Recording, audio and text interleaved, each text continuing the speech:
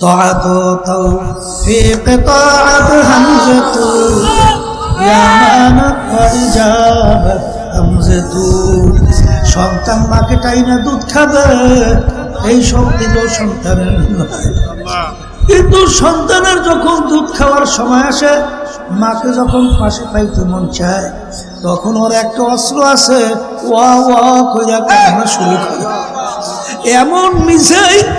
এমন মিসাইল মারে ওই মিসাইলের সঙ্গে সঙ্গে মায়ের কলিজাটা থরথর করে কাঁপে অস্থির হইয়া যায় মা তার কাজ হাতের ভিতরে রাখতে পারে না মায়ের কাজ হাতের থেকে ঠাস করে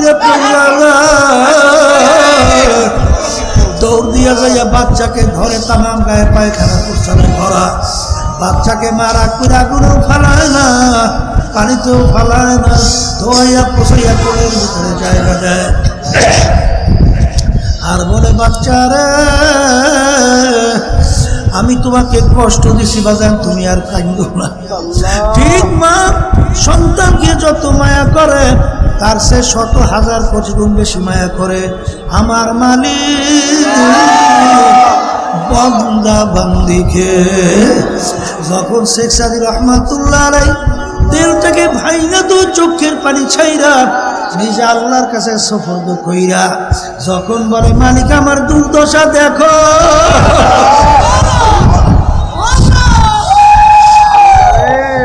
আমার দয়ার মালিক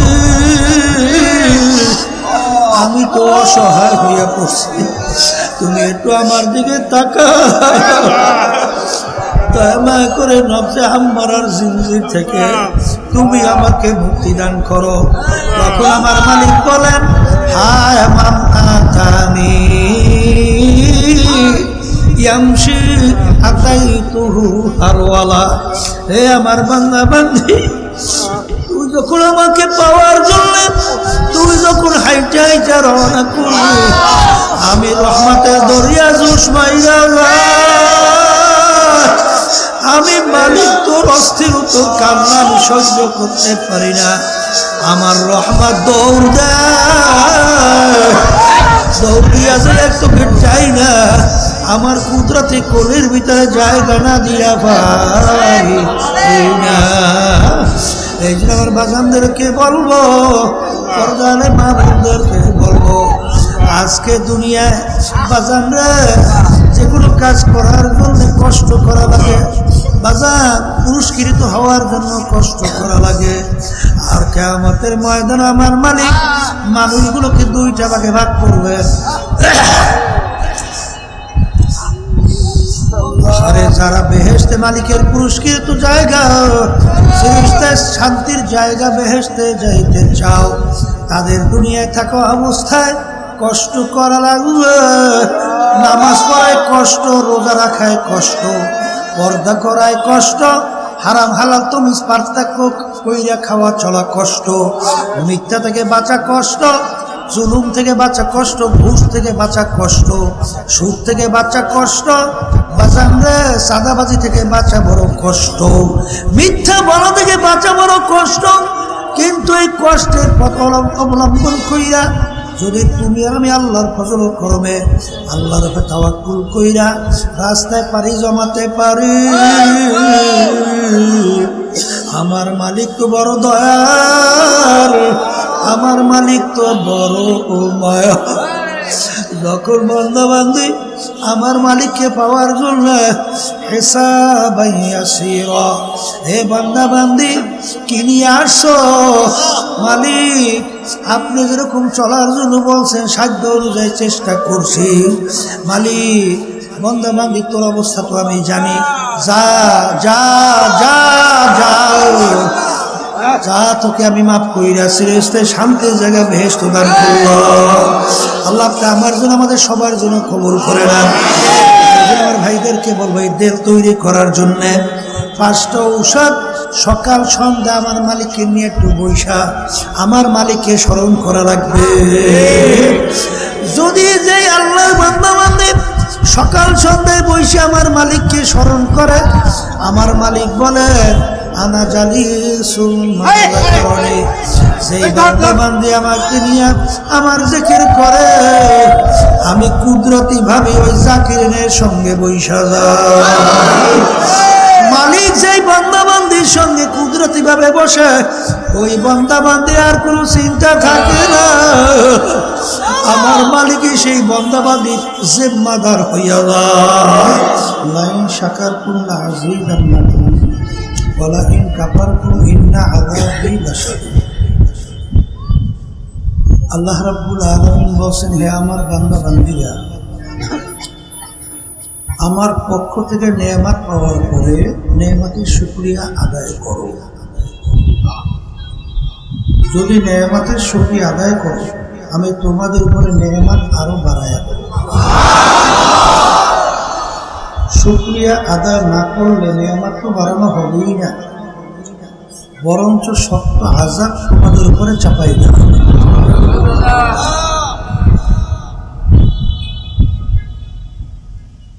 অনেকের কানে মাহফিলের দাওয়াত পৌঁছার পরেও সুযোগ থাকা সত্ত্বেও কিন্তু আসে না।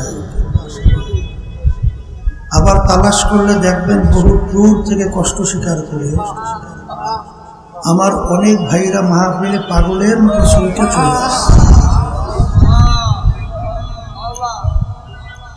যারা আসে নাই সুযোগ থাকার পরেও আব্বাজান রহমাতুল্লাহি আলাইহি বলতেন বুঝের অভাব, আর এই বুঝের জন্যই মাহফিলের ব্যবস্থা। আল্লাহ রাব্বুল আলামিনের কাছে দোয়া করেন, রব্বুল আলামিন আপনি আমাদেরকে দ্বীনের সহি বুঝদান করেন। হাদিসের মধ্যে আসছে আল্লাহ রাসূল সাল্লাল্লাহু আলাইহি ওয়াসাল্লাম বলেছেন, মা ইউরিদিল্লাহু বিহি খায়রান ইউফাক্কিহু ফিদ্দীন। আল্লাহ যাকে ভালোবাসেন, ইচ্ছা করেন, তাকে দ্বীনের সহি বুঝদান করেন। যত নেয়ামত আল্লাহর পক্ষ থেকে আসে আল্লাহ দান করছে, এর ভিতরে সবচেয়ে বড় নেয়ামত হলো হেদায়েত প্রাপ্ত হওয়া। উজানি কারি ইব্রাহিম সাহেব রহমাতুল্লাহ আলাইহি তাকে একজন প্রশ্ন করছিলেন, হযরত হেদায়েত আল্লাহর হাতে রাখলেন কেন? হযরত বলছিলেন, হেদায়েতের চেয়ে বড় নেয়ামত আর নাই, আর কিছু হতেও পারে না। আল্লাহ রাব্বুল আলামিন এই নেয়ামত তার হাতে এর জন্য রাখছেন, আল্লাহ চায় বান্দা বান্দি আমার কাছে হেদায়েত চাবে, আমি দান করব।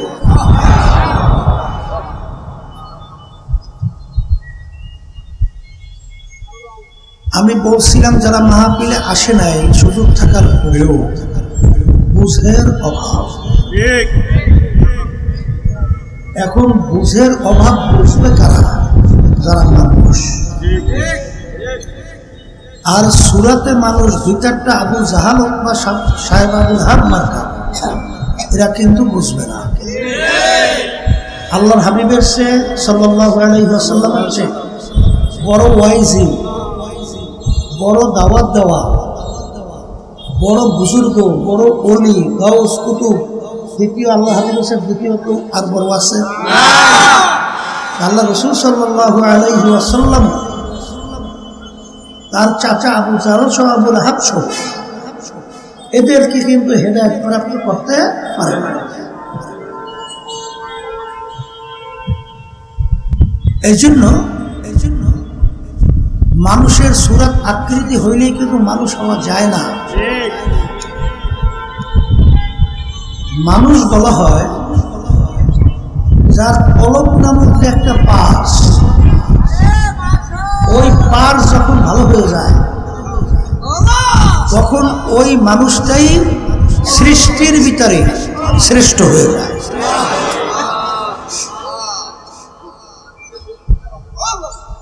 যেমন সমাজের ভিতরে এক শ্রেণীর মানুষ দেখবে তাদের আচার আচরণ, চাল চলন, কথাবার্তা, ব্যবহার এত ভালো, মানুষ তাদের ব্যাপারে মন্তব্য করে লোকটার চরিত্র ফেরেশতার মতো।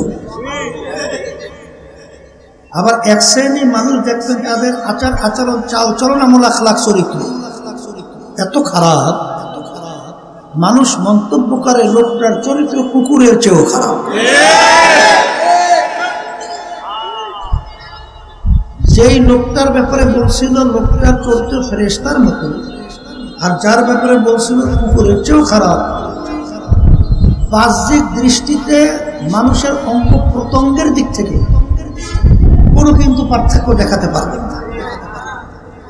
যেই লোকটা কুকুরের চেয়েও খারাপ, চক্ষু দুইটাই, ফেরেশতার মতো চক্ষু দুইটাই, হাতের দিক থেকে পায়ের দিক থেকে অঙ্গ প্রত্যঙ্গে কোনো পার্থক্য নাই। তাহলে বোঝা গেল মানুষের আকৃতি সূরা হইলেই আসলে মানুষ হওয়া যায় না।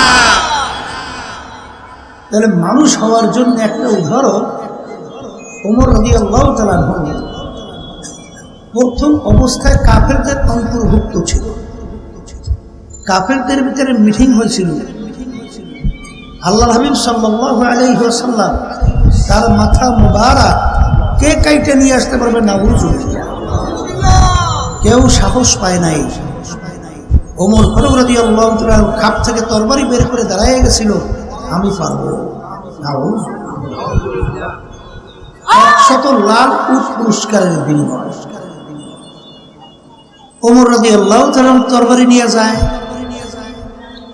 মাঝখানে কি ঘটনা হয়েছে আমরা অনেকেই জানি। অল্প সময়ের ব্যবধানে ওই তরবারি নিয়েই আল্লাহর হাবিব সহ ইসলামের পক্ষে প্রকাশ্যে রাজপথে নারায়ে তাকবীর স্লোগান দিয়ে রাস্তায় নামছিল।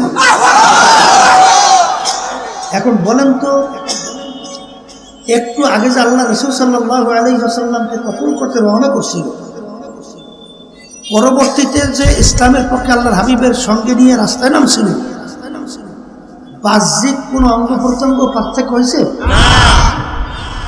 হাত কি দুইটাই ছিল, এখনো দুইটাই আছে না বেশি হয়েছে? চোখের দিক থেকে পার্থক্য কিছু হয়েছে? অঙ্গ প্রত্যঙ্গে পার্থক্য হয়েছে? তাহলে যে কোনো একটা জায়গায় পার্থক্য হয় নাই। ওই পার্থক্যটা জায়গার নাম কি? তাইলে বোঝা গেল ওই কলবের উপরে ভিত্তি করেই মানুষ ভালো এবং মন্দ এইটা সার্টিফিকেট দেওয়া যাবে। কথা ঠিক না বেঠিক?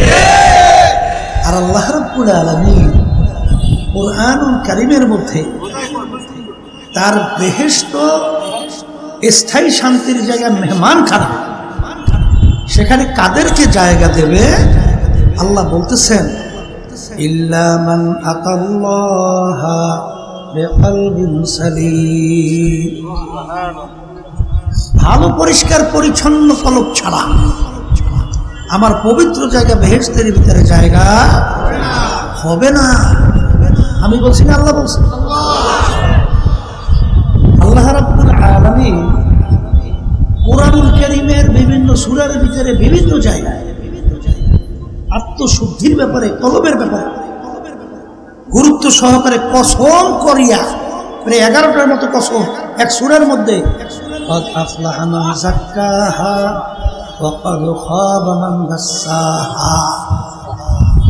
যারা আত্মাকে পবিত্র করবে তারাই নাজাত পাইয়া কামিয়াব হয়ে জান্নাতে যাবে। এই কলব যাদের পরিষ্কার নাই তারাই ক্ষমতায় যাওয়ার জন্য আল্লাহকে ছেড়ে দেয়। যাদের কলব পরিষ্কার হয় নাই তারা অহরহ মিথ্যা বলতে দ্বিধা করে না।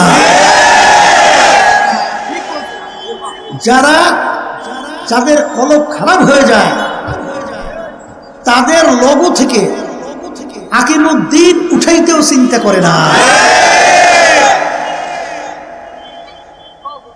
কথা ঠিক না? আমার বাজানদেরকে বলি, কবরের যাত্রী, আল্লাহ রাসূল সাল্লাল্লাহু আলাইহি ওয়াসাল্লাম কাফেররা তার উপাধি দিয়েছিল আল আমিন, সত্যবাদী। আলামী শব্দের অর্থ কি? সত্যবাদী। আবু বকর রাদিয়াল্লাহু তাআলা তার উপাধি দিয়েছিল সিদ্দিক, অর্থ কি? সত্যবাদী। আল্লাহ রাব্বুল আলামিন যে আমাদেরকে দোয়া করতে বলেন, ইহদিনাস সিরাতাল মুস্তাকিম সিরাতাল্লাযীনা আন'আমতা আলাইহিম, মালিক আমাদেরকে ওই পথে চালান যেই পথে চলার পরে আপনার পক্ষ থেকে যাদের উপরে আপনার নেয়ামত বর্ষিত হয়েছে, অর্থাৎ আপনি যাদের উপরে রাজি খুশি হয়ে গেছে তাদের পথে আমাদেরকে চালান। এই যে প্রত্যেক নামাজে পড়েন না? এখন কাদের উপর আল্লাহ রাব্বুল আলামিন রাজি খুশি হয়েছে?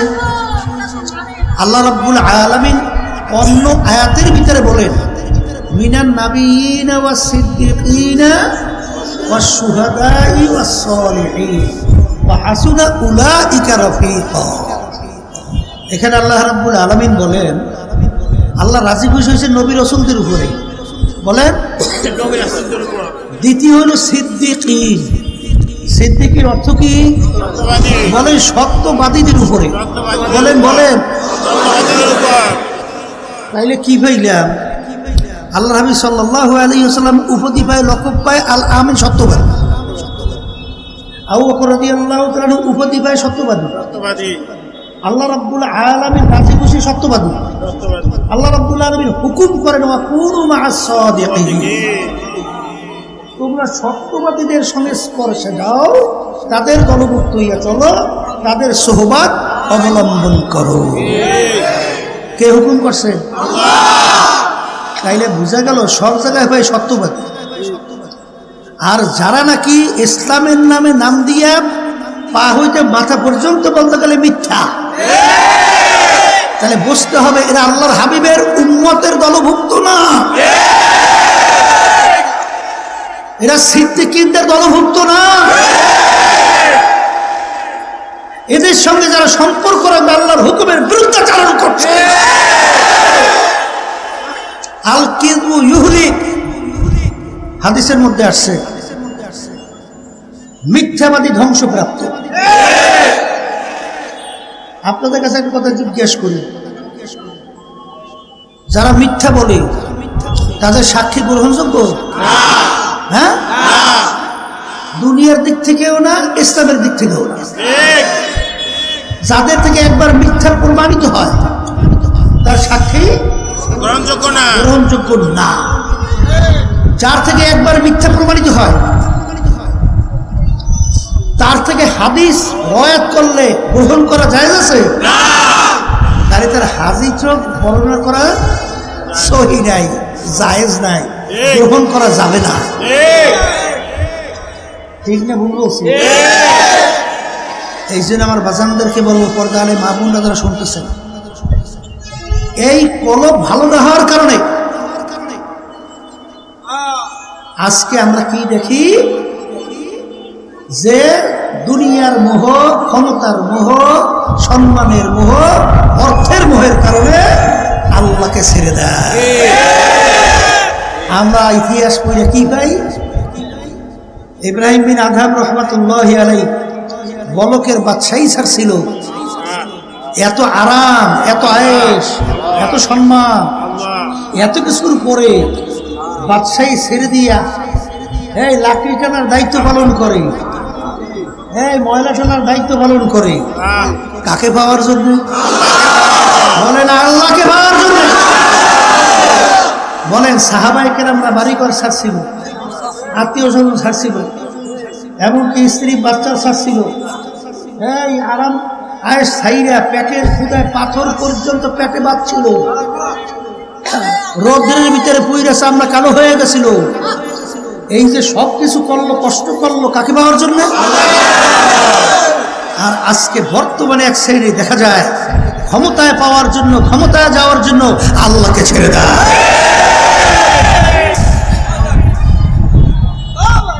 এখন এই বুঝটা আসবে কাদের ভিতরে গুরুত্ব সহকারে? বলেন যাদের কলব ভালো। আবার বলেন আর যাদের কলব খারাপ এদের বুঝতে আসবেই না। বরং আমার কথাগুলো নিয়ে, আমাদের কথাগুলো নিয়ে তারা টিটকারি মারবে, হাসবে, আর বরং সব বিরোধিতা করতে থাকবে। কথা ঠিক কিনা? এই জন্য আমার ভাইদেরকে বলবো, পর্দা আলে মা বোনদেরকে বলবো, বাসান কল ভালো করতেই হবে,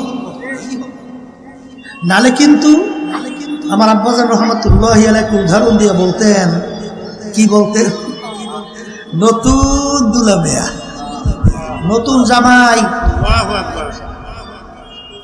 নতুন নশা, নশা, বুঝেন না? এখন নতুন দুলা মেয়া বাড়িতে আসবে, তার জন্য এত সুন্দর ফুলের সাথে সজ্জিত বিছান তৈরি করে, এর সে সুন্দর থাকতে পারে? কারণ কি, নতুন দুলা মেয়ে আসবে, সুন্দর নতুন ফুলের বিছানায় তাইকে জায়গা দেবে, কথা ঠিক? কিন্তু দুলা মেয়ের এমন পেট খারাপ হয়ে গেছে, দুলা মেয়ের কি হয়েছে, এমন পেট খারাপ হয়েছে পানির মতো বাথরুম, নিয়ন্ত্রণ নাই। এখন এই অবস্থায় নতুন দুলা মেয়ে নতুন ফুলের বিছানায় জায়গা দেয়, আফসোস। নতুন দুলা মেয়ের জন্য এত সুন্দর ফুলের সাথে সজ্জিত বিছানা তৈরি করলাম, নতুন দুলা মেয়ে আসবে আর তাকে নতুন বিছানায় জায়গা দেব, কিন্তু আফসোস দুলা মেয়ের পেট খারাপ হয়ে গেছে, তাকে এই বিছানায় জায়গা হবে না, হসপিটাল নিয়ে যায়, আগে চিকিৎসা করো, হসপিটালে ভর্তি। আমার মালিক আমার আল্লাহ আপনার আমার জন্য স্থায়ী চিরস্থায়ী শান্তির জায়গা বেহেশত মেহমানখানা হিসেবে তৈরি করছে, কিন্তু শর্ত লাগাইছে, খবরদার রোগাগ্রস্ত কলব নিয়ে আমার এই পবিত্র জায়গা বেহেশতের মধ্যে হবে না। এখন খোদা নাকাস্তে কেউ যদি রোগাগ্রস্ত কলব নিয়ে আমার মালিকের দরবারে হাজিরা দেয়, আমার মালিক আফসোস করবে আর বলবেন, আফসোস ওদের জন্য আমি এত সুন্দর সাজে সজ্জিত বিছানা তৈরি করলাম, এমন সুন্দর জায়গা আর আরামের জায়গা, এত সুন্দর কেউ কোনোদিন দেখে নাই, কানেও শোনে নাই, কোনোদিন কল্পনাও আসে নাই এরকম সুন্দর হইতে পারে, তার চেয়েও সুন্দর। কিন্তু আফসোস ওদেরকে আমি বলছিলাম এই জায়গায় জায়গা পাওয়ার জন্য, হারে কদ আফলাহা মান যাক্কাহা ওয়া কদ খাবা মান দাসসাহা ইল্লা মান আতাল্লাহা বিকলবিন সালিম। পরিচ্ছন্ন সুস্থ কলব ছাড়া আমার পরিচ্ছন্ন বেহেশতের ভিতরে জায়গা হবে না। কেউ যদি রোগাগ্রস্ত কলব নিয়ে মালিকের দরবারে হাজিরা দাও, আমার মালিক বলে, ফেরেশতারা এই অবস্থায় অপবিত্র কলবের অধিকারী এই লোকদেরকে আমার পবিত্র জায়গা বেহেশতের ভিতরে দেওয়া যাবে না, যাও যাও যাও, ওদের কলবের চিকিৎসার জন্য আমি হসপিটাল বানায় রাখলাম জাহান্নাম। আল্লাহ আপনি আমাকে আমাদের সবাইকে মাফ করিয়া দেন।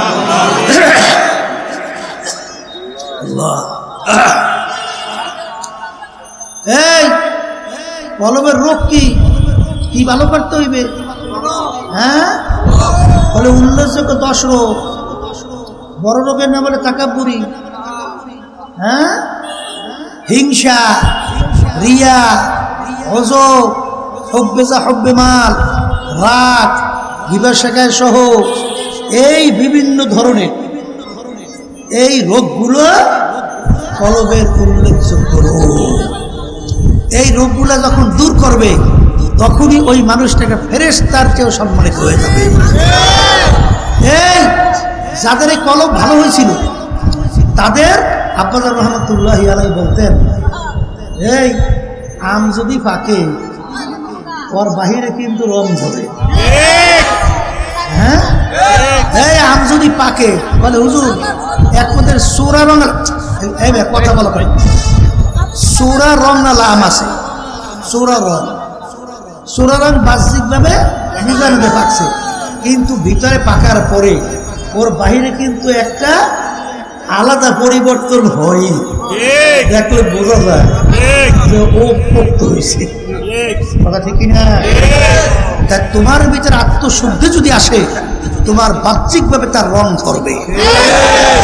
যার বাস্তবতা হলো ওমর ফারুক রাদিয়াল্লাহু তাআলা আনহু অর্ধেক দুনিয়ার রাজত্ব করছিলেন, বাংলাদেশের মতো প্রায় 200 দেশের রাজা। এই ওমর ফারুক রাদিয়াল্লাহু তাআলা আনহু তিনি জেরুজালেম রওনা করছিলেন উটের পিঠে সওয়ার, গোলাম উটের রশি টানতেছে। আমির চিন্তা করলেন, গোলাম যে রোদ্রের ভিতরে রশি টানে সেও তো মানুষ, আর আমি তো উটের পিঠে বসে, আমিও তো মানুষ। তা ও রোদ্রে পুইলে সামনা কালো হয়ে যাবে, আর আমি আরামে উটের পিঠে থাকবো না, এটা তো হয় না। এই চিন্তাটা আসছে কখন? যখন ফল ভালো করছে। কথা ঠিক কিনা? আবার শুনছি যে আগের যুগের জমিদার তালুকদাররা বর্মেয়ারা গরিব শ্রেণীর মানুষ, ওই যে কোচ দিয়ে মাছ ধরে না, কোচ চল চল টেডা টেডা, ওই একজনে বলে ওই কোচ দিয়ে মাছ ধরিয়া যাইতে আছে।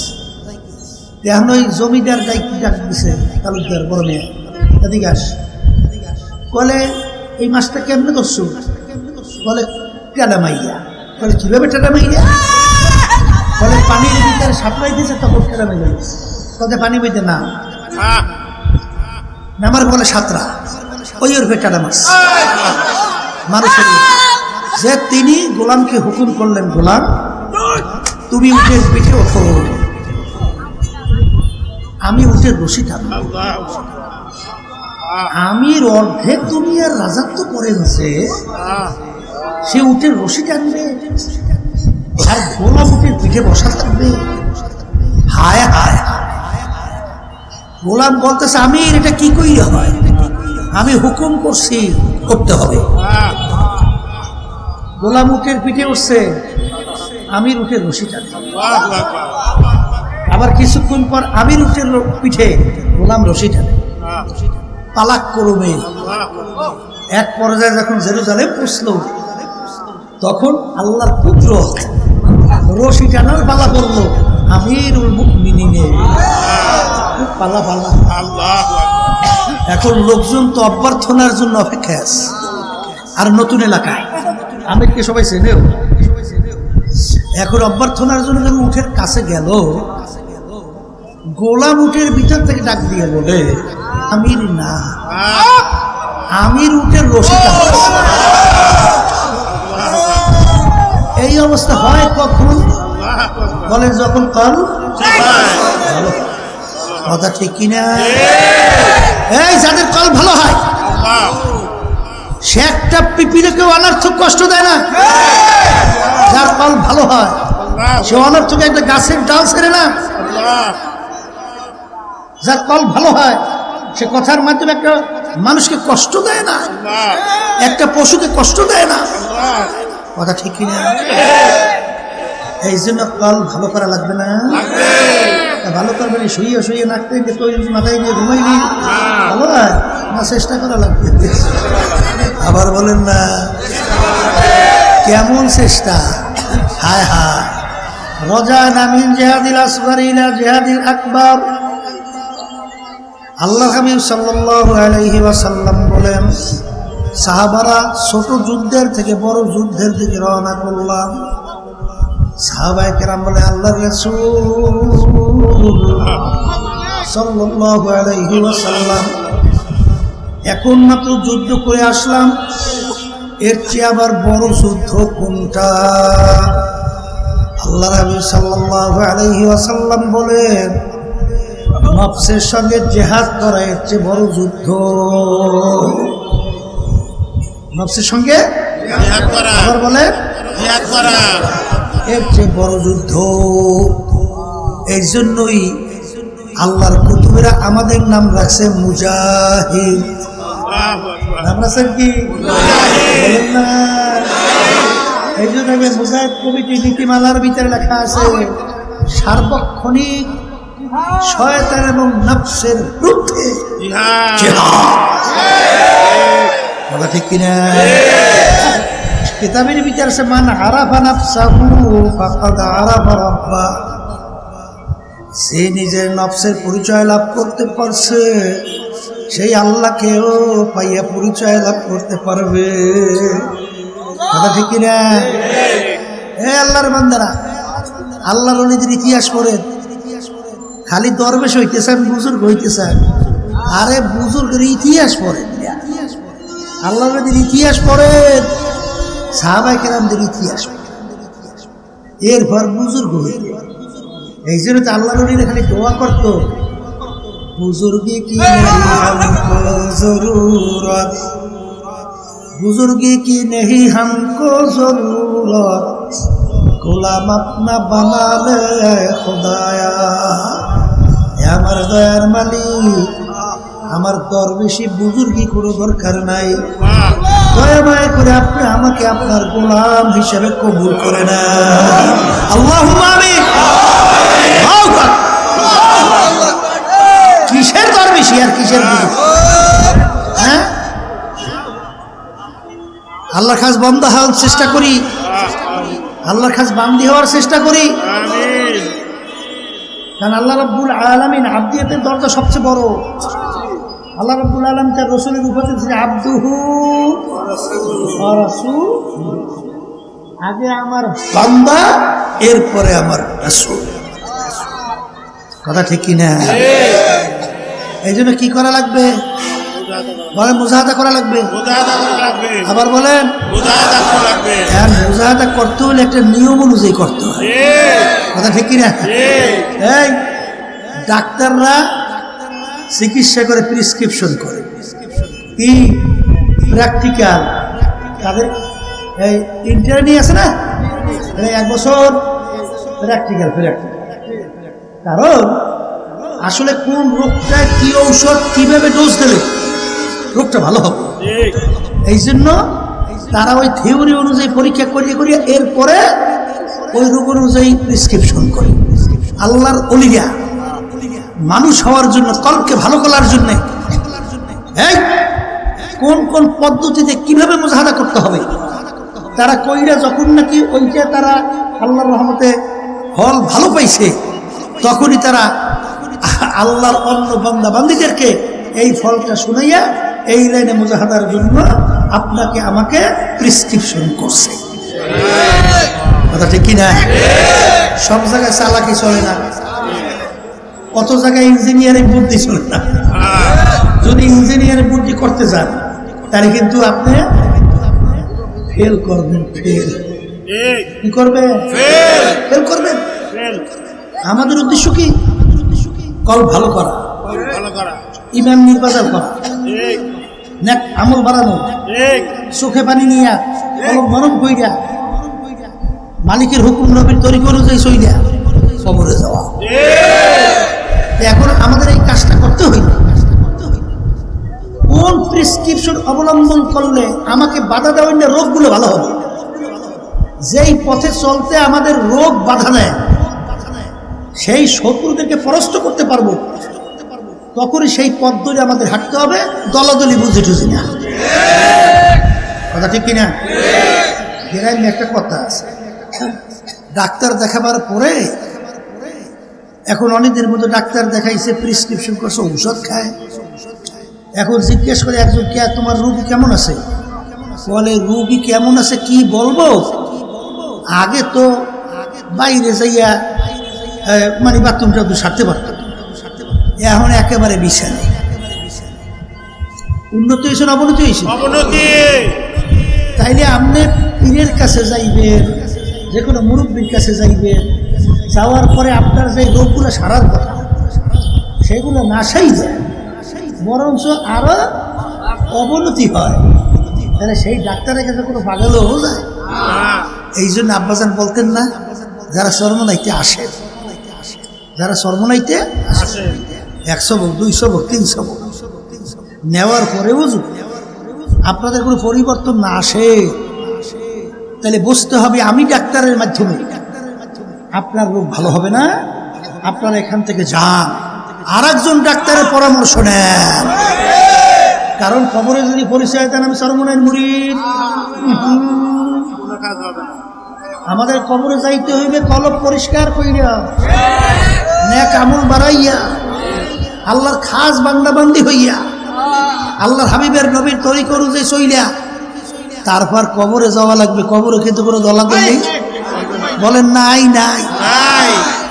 আজকে তো আমরা অনেকে দল শিখছি, দলে পড়ছি, তো দল যদি ইসলামের বিরুদ্ধাচরণ করে তারপরে সেই দল করে তো করে। তাহলে তুমি দল করো কি আল্লাহকে রাজি খুশির জন্য, না তুমি নফসের খোরাকি তুমি বাস্তবায়ন? তাহলে তুমি নফসের গোলাম হইছো, আল্লাহর গোলাম হও নাই। তাহলে তুমি নফসের গোলাম অনুযায়ী চলো, তুমি আল্লাহর হুকুম অনুযায়ী চলো না। কথা ঠিক কিনা? এই জন্য আমার ভাইদেরকে বলবো, পর্দা আলে মা বোনদেরকে বলবো, আমাদের এই তরিকার নাম সিস্তিয়া সার্ভিস, ঠিক না? এই তরিকার 5টা ঔষধ তরিকা আল্লাহর কুতুবের আমাদের জন্য দেখে গেছে। বুদ্ধিমানী চালাকি চলবে না। অনেকে অনেকে যুক্তি দেয়, ওরে পাগল, যুক্তি এক জিনিস, বাস্তবতা আরেক জিনিস। কথা কাটা, যুক্তি এক জিনিস, বাস্তবতা আরেক জিনিস। যুক্তি দিয়া কোনোদিন কেউ কোনোদিন লক্ষ্য উদ্দেশ্যে বুঝতে পারছে ওই মাঝখানে ধ্বংস হয়েছে। এই জন্য যুক্তি মুক্তি ছাড়তে হইবে। এই জন্যই আল্লাহ রলিলে বলতেন, আলী রাদিয়াল্লাহু তাআলা বলছিলেন, আজমুদা মাকলে দুরান দিশেরা, আজমুদা মাকলে দুরান দিশেরা, বাদা জিদে ওয়ানা সাজান খেশেরা। হে আমার দয়ার মালিক, আমি আমার নিজের বুদ্ধি জ্ঞান আমি সব কিছু আল্লাহ এবং আল্লাহ রসুলের হাতে সুপর্দ করলাম। আল্লাহ এবং আল্লাহর রসুল আমাকে যেভাবে চলতে বলেন, ব্যক্তিগত জীবন, পারিবারিক জীবন, সামাজিক জীবন, রাজনৈতিক জীবন, ব্যবসার ক্ষেত্রে, কামাইয়ের ক্ষেত্রে, খরচের ক্ষেত্রে, সব ক্ষেত্রে যেভাবে চলতে চালাতে বলছেন ওইভাবে আমি চালাবার জন্যে আমি পাগল হইয়া গেলাম। এখন আমার আর কোনো নিজের বুদ্ধি, আমার কোনো নিজের জ্ঞান আমি ওখানে আর অ্যাপ্লাই করব না।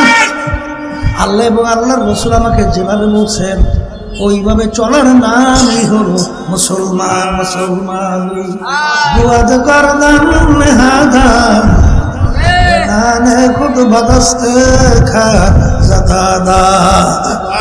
ঘোড়া যখন মুখের ভিতরে লাগাম লাগায় আর ঘোড়ার নিজের ব্যক্তিগত শক্তি, বুদ্ধি, চালাকি আর চলে না। সবাই যেভাবে তাকে চালায় সেইভাবে চলার নামই হলো লাগাম লাগানো। আমরা যারা মুসলমান দাবি করে, আরবি শব্দ, ইংরেজিতে বলে সারেন্ডার, বাংলা অর্থ হলো আত্মসমর্পণ। আল্লাহ এবং আল্লাহ রসুলের হাতে আপনাকে যখন সুপুর্দ করতে পারবেন, কিন্তু এক শ্রেণী আমার বাজাররা, পর্দালে মা বোনেরা, মুসলমান দাবি কইরা আত্মসমর্পণ দেখা যায় অন্য জায়গায়। এই জন্য কবি মুসলমানদেরকে স্মরণ করা দেওয়ার জন্য বলেন, ও মুসলমান না আমেরিকা লা লন্ডন সে উলফত, আমি মস্তে মদিনা কর খুদায়া। না আমেরিকা লা লন্ডন সে উলফত, আমি মস্তে মদিনা কর খুদায়া। এ মুসলমান, তোমাদের রাস্তা তো লন্ডন, আমেরিকা, ভারতের বা অন্যান্য আদার্স ওই জায়গার রাস্তা না, তাদের কালচার না, তাদের সংস্কৃতি না। তোমাদের কালচার, তোমাদের সংস্কৃতি হবে মদিনা ওয়াল আল্লাহর হাবিবের সংস্কৃতি। কি মিলাইয়ে দেখা যায়, মিলাইয়ে দেখা যায়, দেখা যায়, দেখা যায়। এই মানা হাব্বা সাই রাখছে না কি কুল্লু এনাই এতার শাহুমি মাফি। ঘটনা নাকি, ঘটনা নাকি? মোমেন দাবি করেন।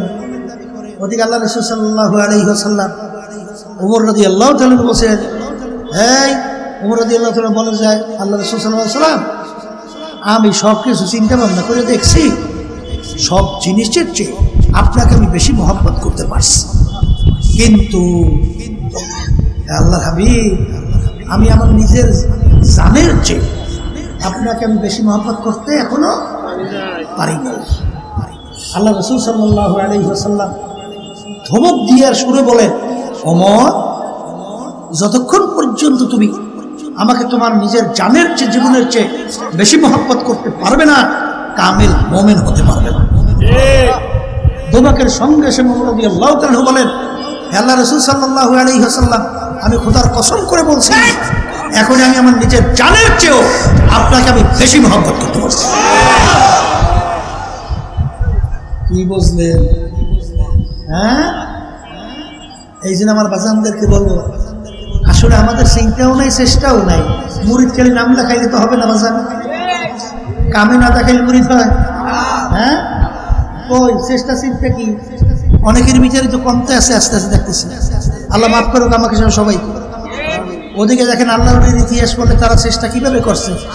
শেখ সাদী রহমতুল্লাহি আলাইহি এত বড় জবরদস্ত আলেম, এত বড় বুজুর্গ, এত বড় আল্লাহর ওলি, এত বড় মানে বিশ্ববিখ্যাত, সে বলতেছে কারিমা বেবাকশায় মারহামা ইহাস্তা মাসিরে কামন্দে হওয়া।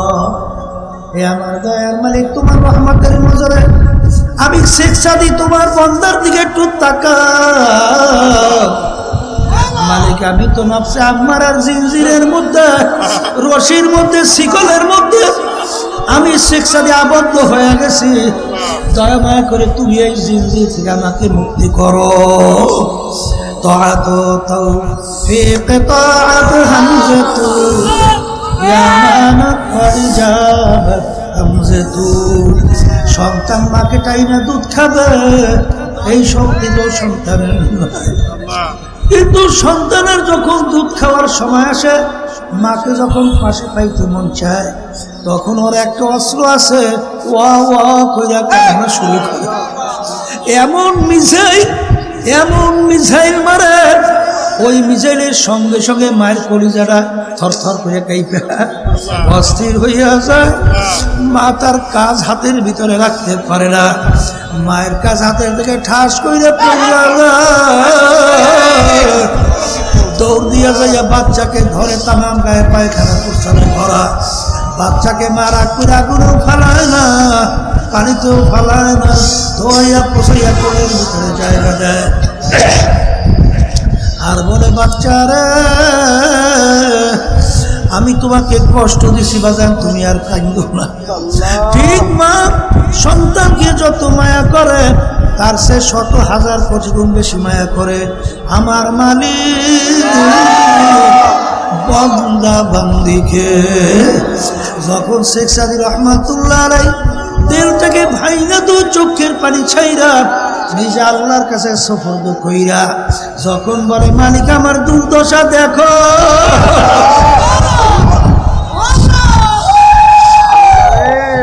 আমার দয়ার মালিক, আমি তো অসহায় হইয়া পড়ছি, তুমি একটু আমার দিকে তাকাও, দয়া করে নফসে আম্মারার জিনজির থেকে তুমি আমাকে মুক্তি দান করো। তখন আমার মালিক বলেন, হায় মান আতানি ইয়ামশি আতাইতুহু হারওয়ালা। হে আমার বান্দা বান্দি, তুই যখন আমাকে পাওয়ার জন্য, তুই যখন হাইটা হাইটা রওনা করলি, আমি রহমতের দরিয়া জোশ মাইরা, আমি মালিক তোর অস্থির তোর কান্না আমি সহ্য করতে পারি না। আমার রহমত দৌড় দেয়, দৌড়িয়া যে একটুকে চাই না, আমার কুদরতি কোলের ভিতরে জায়গা না দিয়া পারি না। এই জন্য আমার বাজানদেরকে বলবো, পর্দারে মা বোনদেরকে বলবো, আজকে দুনিয়ায় বাজানরা যে কোনো কাজ করার জন্য কষ্ট করা লাগে, বাজার পুরস্কৃত হওয়ার জন্য কষ্ট করা লাগে। আর কিয়ামতের ময়দানে আমার মালিক মানুষগুলোকে 2টা ভাগে ভাগ করবে। আরে যারা বেহেশতে মালিকের পুরস্কৃত জায়গা, ফেরেশতার শান্তির জায়গা বেহেশতে যাইতে চাও, তাদের দুনিয়ায় থাকা অবস্থায় কষ্ট করা লাগবে। নামাজ পড়ায় কষ্ট, রোজা রাখায় কষ্ট, পর্দা করায় কষ্ট, হারাম হালাল তমিজ পার্থক্য কইরা খাওয়া চলা কষ্ট, মিথ্যা থেকে বাঁচা কষ্ট, জুলুম থেকে বাঁচা কষ্ট, ঘুষ থেকে বাঁচা কষ্ট, সুদ থেকে বাঁচা কষ্ট, বাঁচান রে সাদাবাজি থেকে বাঁচা বড় কষ্ট, মিথ্যা বলা থেকে বাঁচা বড় কষ্ট। কিন্তু এই কষ্টের পথ অবলম্বন কইরা যদি তুমি আমি আল্লাহর ফজল করমে আল্লাহর উপরে তাওয়াক্কুল কইরা রাস্তায় পারি জমাতে পারি, আমার মালিক তো বড় দয়াল, আমার মালিক তো বড় মায়া। যখন বান্দা বান্দি আমার মালিককে পাওয়ার জন্য হিসাবাইয়াসিরা, হে বান্দা বান্দি কি নিয়ে আসছো? মালিক আপনি যেরকম চলার জন্য বলছেন সাধ্য অনুযায়ী চেষ্টা করছি। মালিক বান্দা বান্দি তোর অবস্থা তো আমি জানি, যা যা যা যাও যা, তোকে আমি মাফ কইরা সিরিজতে শান্তির জায়গা বেহেশত দান করলো। আল্লাহ আমার জন্য আমাদের সবার জন্য কবুল করে না। আমার ভাইদেরকে বলবো এই দেল তৈরি করার জন্যে 5টা ঔষধ সকাল সন্ধ্যা আমার মালিককে নিয়ে একটু বৈশা আমার মালিককে স্মরণ করা রাখবে। যদি যে আল্লাহ বান্দা বান্দে সকাল সন্ধ্যায় বৈশে আমার মালিককে স্মরণ করে, আমার মালিক বলে আনা জালিসুল মালাকারণে, সেই বান্দা বান্দি আমাকে নিয়ে আমার জিকির করে, আমি কুদরতি ভাবে ওই জাকিরের সঙ্গে বৈশা যাই। মালিক যেই বান্দা বান্দির সঙ্গে কুদরতি ভাবে বসে, ওই বান্দা বান্দি আর কোনো চিন্তা থাকে না, আমার মালিকই সেই বান্দা বান্দির জিম্মাদার হইয়া যায়। জোরে বলেন কোনো ঠিক কিনা? জানা কলব পরিষ্কার করার জন্য হাতিয়ার যত আল্লাহর হাবিব বলেন আল্লাহর জিকির, কথা কয় না? হ্যাঁ জিকির করবে, আল্লাহর জিকির করবে না ছাড়িয়ে দেবে? এই ও করবেন কারা? যারা পীরের মুরিদ তারা করবেন না, পীরের মুরিদ ছাড়া তারা আল্লাহর জিকির করবেন না। এই হুকুমটা জিকির করা কি খালি পীরে না, আল্লাহর প্রতিটা বান্দা বান্দি মুমিন মুমিনাতে হ্যাঁ রাখে হাত নামা। কি মনে করে? অনেকে মনে করেন যে জিকির করবে না যারা পীরের মুরিদ। আল্লাহ কোন জায়গায় বলছে যারা পীরের মুরিদ যারা যে আমার জিকির করবে? এখানে আল্লাহ কি বলছেন? ইয়া আইয়ুহাল্লাযীনা আমানু উযকুরুল্লাহা যিকরান কাসীরা ওয়াসাব্বিহুহু বুকরাতাও ওয়া আসীলা। কথা এইটা না? এখানে শুনছেন হে সরমুলাই মুরিদেরা, হে পীরেরা, হে আলেমেরা, হে মুফতিরা, হে চেয়ারম্যান মেম্বার এমপি মিনিস্টাররা আমার জিকির করে বলছে। কি বলছে? যারা ঈমান আনছো, যারাই আমাকে বিশ্বাস করো, তারাই আমার জিকির বেশি করো। একই কোরআন কোন আয়াত শুনাইছি না কিছু শুনাই? হ্যাঁ, তাহলে তুমি মুসলমান দাবি করো না? আচ্ছা না, আপনি মুসলমান দাবি করেন না, তাহলে আপনি এই আয়াত মানবেন না? মানবেন? তাহলে কই আল্লাহর জিকির তো করেন না? বলে হুজুর নামাজ তো আল্লাহর জিকির, হ্যাঁ কোরআন তেলাওয়াত আল্লাহর জিকির, অন্যান্য ইবাদত আল্লাহর জিকির, কথা সব ঠিক আছে, কথা ঠিক কিনা? কিন্তু ওয়াসাব্বিহুহু বুকরাতাও ওয়া আসীলা, নামাজ কি খালি ভোরে আর বিকেলে না 5 ওয়াক্ত? হ্যাঁ 5 ওয়াক্ত। এই উযকুরুল্লাহ যিকরান কাসীরা, বেশি আমার জিকির করো। অন্য হাদিসের মধ্যে আসছে লা ইয়াজালু লিসানুকা রাতবাম মিন যিকরিল্লাহ, একটা মুহূর্ত জিহ্বা আল্লাহর জিকির ছাড়া খালি দিত না। এখন বলেন এই জিহ্বা চালাইতে হইলে আপনি রাস্তায় হাঁটতে আছেন, ক্ষেতের ভিতরে কাজ করতে আছেন, এই পানির ভিতরে নাইমে ধান লাগাইতে আছেন, ওই সময় নামাজ পড়া যায় না? ওই সময় বসে তেলাওয়াত করা যায় না? ওই সময় অন্য ইবাদত করা যায় না? তখন আপনি জিহ্বাতে কোন তেলাওয়াত কোন ইবাদত করবেন? এই জন্য আল্লাহর ওলিরা বলতো না, হাতে করো হাতের কাজ, মুখে নাও আল্লাহর নাম। এই কথা ঠিক না? হাতে কাজ করবা তোমার কাজ, আর জবান নাম চালাইয়ে দাও, আল্লাহর নামে জারি করে দাও। হুজুর মন তো চায় না, আমার আব্বাজান বলতেন চাইবি কি এই চালো বইয়া জিব্বা নষ্ট হয়েছে, তার কি ভালো খাদ্য খাইতে মন চায়? তিতা লাগে, তিতা। খাদ্যের দোষ, খাদ্যের দোষ না অসুস্থের কারণে জিব্বা নষ্ট হয়েছে? এখন ডাক্তারের কাছে যাওয়া লাগবে না?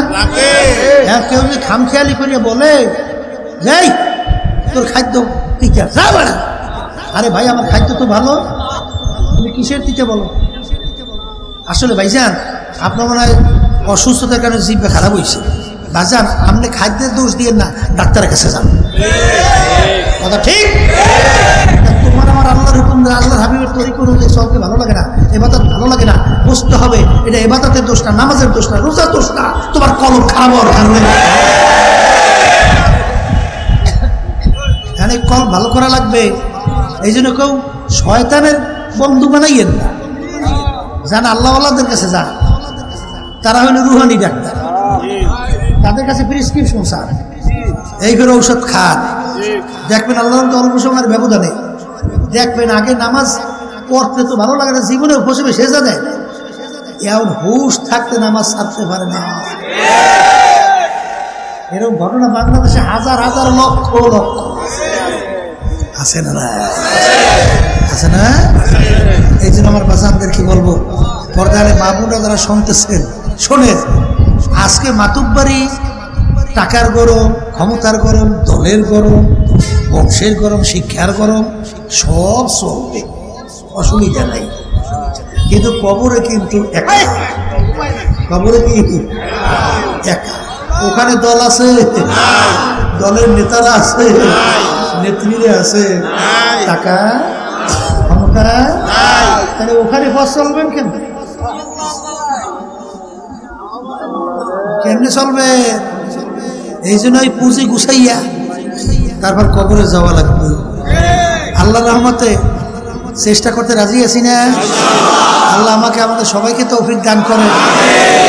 আবার কেউ আশার সাগরে পেট বসাইয়েন না, আল্লাহ কিন্তু তাদেরকে স্মরণ করাইয়া দিয়েছেন, আল্লাহকুম তাকাতুম হাত্তা যুরতুমুল মাকাবির। আরো বাঁচবো, আরো বাঁচবো, আরো বাঁচবো, আশা নাই? আশা নাই?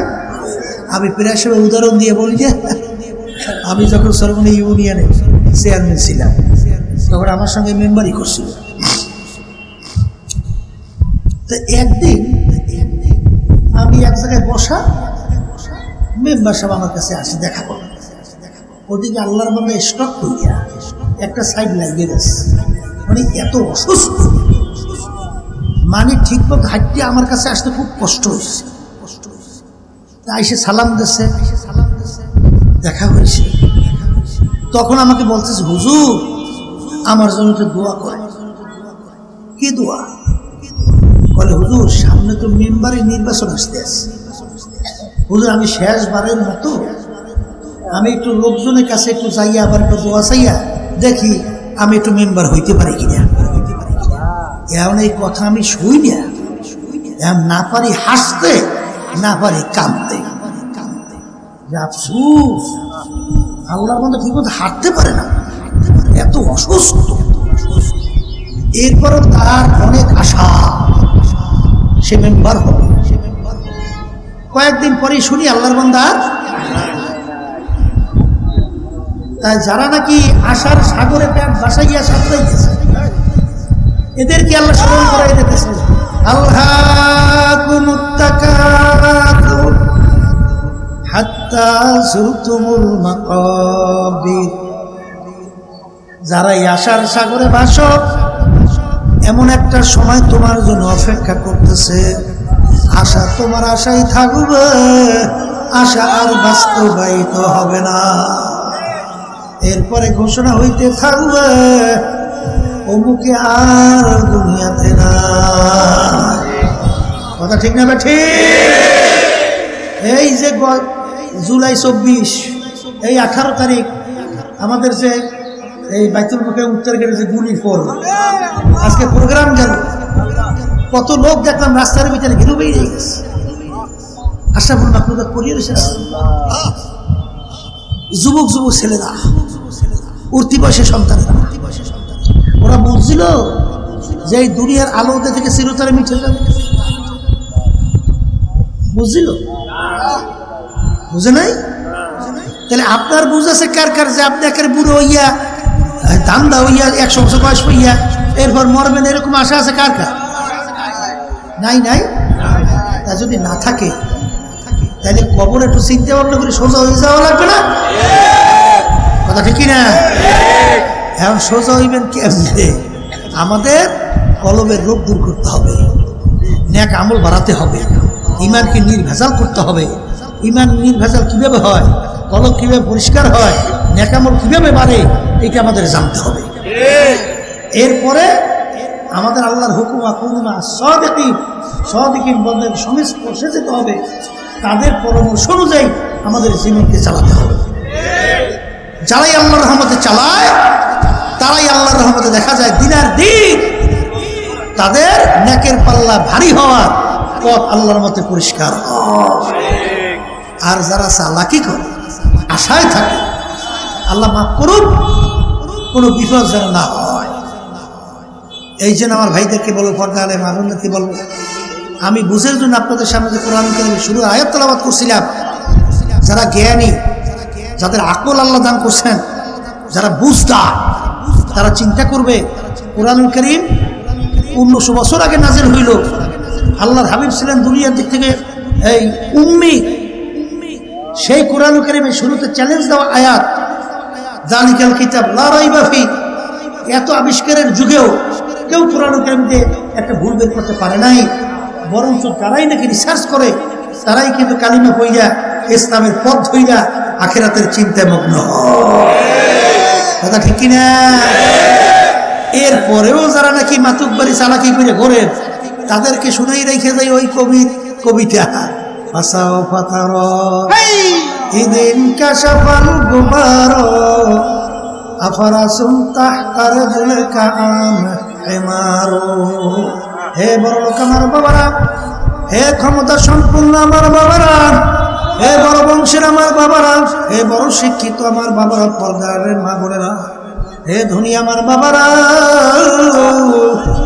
আজকে চক্ষু খোলা দুনিয়ায় যেই পরিচয় সেই পরিচয় দিয়ে চলো। ওই এক যুগের ভিতরে কোন লোক যদি ঘোড়ার পিঠে সওয়ার হইতো, সামাজিক দিক থেকে সম্মানিত হিসেবে পরিচয় লাভ করত। এক ব্যক্তি সম্মান কামাই করার জন্য অন্ধকারে ঘুট ঘুরিলে অন্ধকার একটা গাধার পিঠে সওয়ার হইয়া দূর থেকে ঘোষণা করে আর যায়, আমি অমুকের ছেলে অমুক, আমি ঘোড়ার পিঠে সওয়ার হইয়া যাই। তখন এক ব্যক্তিকে সূক্ষ্মভাবে দেখে ফেলল ও আসলে কোনো ঘোড়ার পিঠে সওয়ার না, একটা গাধার পিঠে সওয়ার। তখন সেই ব্যক্তি ডাক দিয়ে বলে, চুপ কর, অন্ধকার পরিষ্কার হোক, সূর্য আকাশে উঠুক, তখন তুমি দেখতে পাবে তুমি ঘোড়ার পিঠে না, তুমি গাধার পিঠে।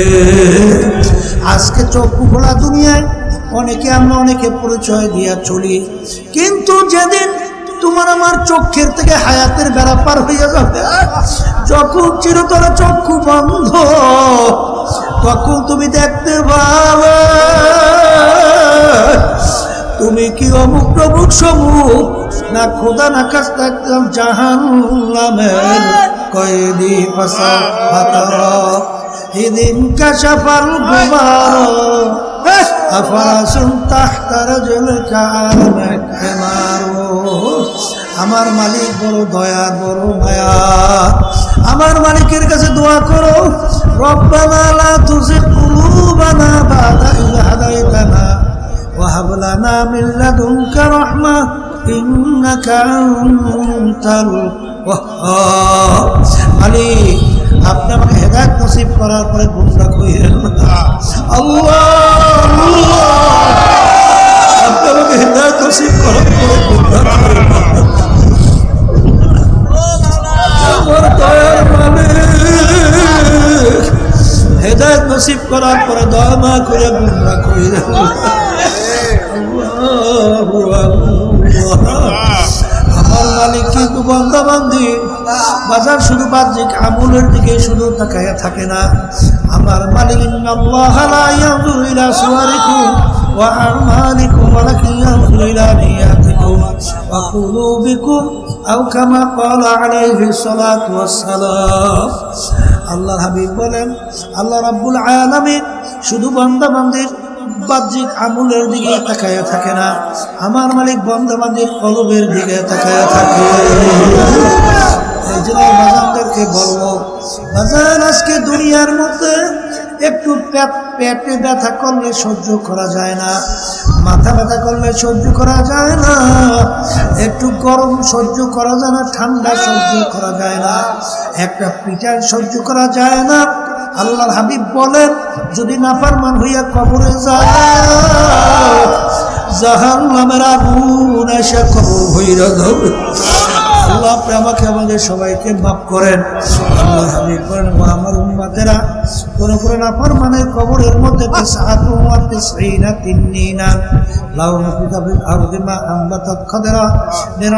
বিষাক্ত সাপ জমা হবে, নাফরমান পেঁচাইয়া পেঁচাইয়া ঠোকরাইতে থাকবে। এমন বীজদার জমিনে দেখে মুখ করে ফুক দিল, ওই গাছপালা মাথা জাগাতে পারত না। এই আযাব সহ্য করার শক্তি দুনিয়ার কোনো মানুষের নাই। এই জন্য আমার ভাইদেরকে বলবো, পর্দারে মা বোনদেরকে বলবো, আমি আপনাদের জন্য দোয়া করি, আমিও দোয়া চাই।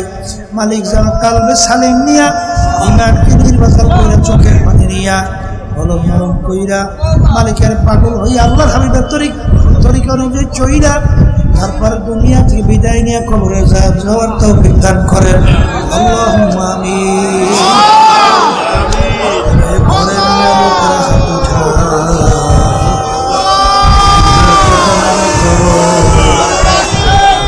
চোখের পানি ফেলা আমার মালিকের দরবারে কান্দ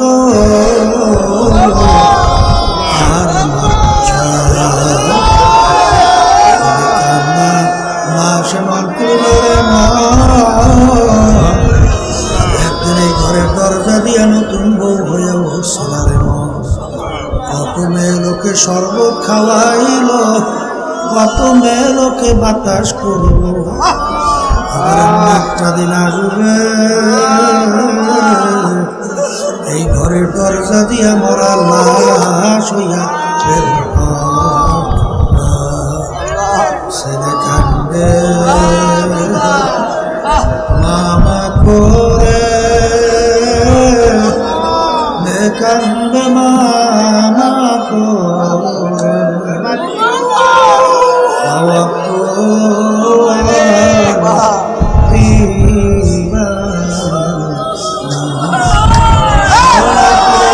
দিয়ে চাইয়া দেখে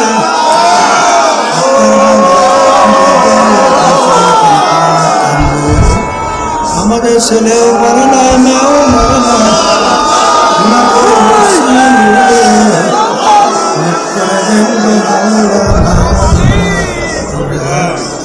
আল্লাহ বান্দারা জোর করিয়া কান্দে। সন্তান মারা গেলে চোখের পানি আসে, সম্পদ নষ্ট হলে চোখের পানি আসে।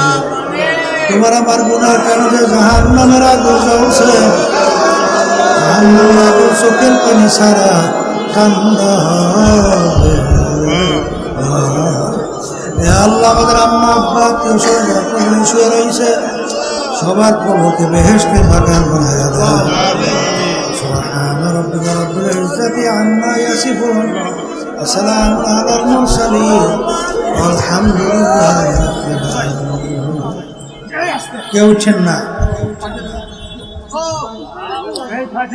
বসেন।